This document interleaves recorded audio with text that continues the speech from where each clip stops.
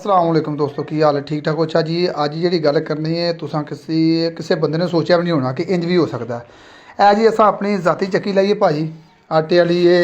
उस तो बाद असी मिर्चा पीनिया चौल शौल पीने पिछे अस मुंजी भी लाई है।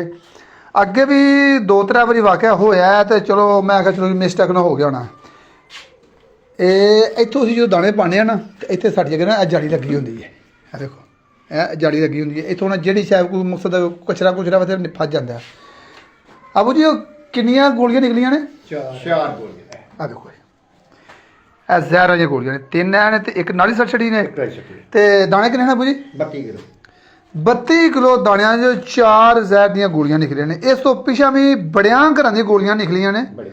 बहुत घरां दी गोलियां निकलियां। इन्नी भी फुरसत नहीं अजकल दियां घरदियां कोल कि बंदा दाणियां नूं हत्थ मार के कर दे। खुदा ना खास्ता ਇਹਦੇ ਚ ਤੁਹਾਨੂੰ ਅਸੀਂ ਬਲੇਡ ਫਾਈਏ ਖਲੋ ਜੋ ਕੁਦਰਤੀ ਚੱਕੀ ਖੁੱਲੀ ਇਹ ਤੁਹਾਨੂੰ ਹਨੇ ਇਹ ਦੇਖੋ ਇਹ ਬਲੇਡ ਹੁੰਦੇ ਨੇ ਲੋਹੇ ਹਾਰ ਹੁੰਦੇ ਨੇ। ਧਿਆਨ ਮਾਰੋ ਵੇਖੋ ਵੱਜ ਕੇ ਨਾ ਕਿਵੇਂ ਕਰ ਸਕੇ ਨੇ। ਤੇ ਇਹ ਵੇਖੋ ਮਖਨਤੀ ਸੇ ਹੁੰਦਾ ਇਹਦੇ ਚ ਚਲੋ ਕੇਲੇ ਛਿਲ ਹੋਵੇ ਤੇ ਲੋਹਾ ਹੋਵੇ ਉਹ ਤੇ ਲੈਂਦਾ ਫਾੜੇ। ਇਹ ਤੁਹਾਨੂੰ ਹਨੇ ਇਹ ਵੇਖੋ ਨਾ ਇਹ ਮੈਂ ਜਿਵੇਂ ਲੋਹਾ ਇਹ ਤੇ ਇਹ ਫੜ ਲੈਂਦਾ। ਹੁਣ ਜ਼ਹਿਰ ਦੀਆਂ ਗੋਲੀਆਂ ਕੌਣ ਫੜੇਗਾ ਦੱਸੋ ਮੈਨੂੰ? ਅੱਲਾਹ ਪਾਕ ਖੈਰ करे। जे खुदा ना खास्ता गोली विच डिग जांदी है तो वह फिती हो जानी। तो जिस घर दाने जाने हैं तो वह भी जहर बन जाने हैं।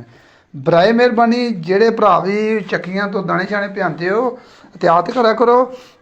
अगे भी 2-3 घर आखे कि यार ना थोड़ियां गोलियां आईयां ने यह सोच सोच असां पीन करके दाने पाए हैं ढोले च बई पीन करके दाने पाए हैं तो तां आ गई होनी चलो मादरत नाल।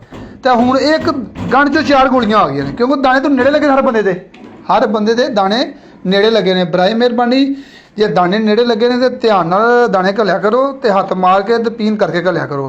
असां तो पीछे नहीं खुदा ना खास्ता जे कोई गंढ पिछो गोली पीसी गई ना तो अल्लाह माफ़ करे बहुत नुकसान हो जाना। सारे भरा अपने अपने घर सारे नौखो के हुण क्योंकि अगों नवीं कणक आउण वाली है पुरानी कणक तो मुक गई है। तो जिन्हें घर को दौड़े कोई 2 मन 4 मन 5 मन गोलियां थले ही होंदियां ने। तो त्याग करो तुहाडी मेहरबानी। अस्सलाम वालेकुम जी।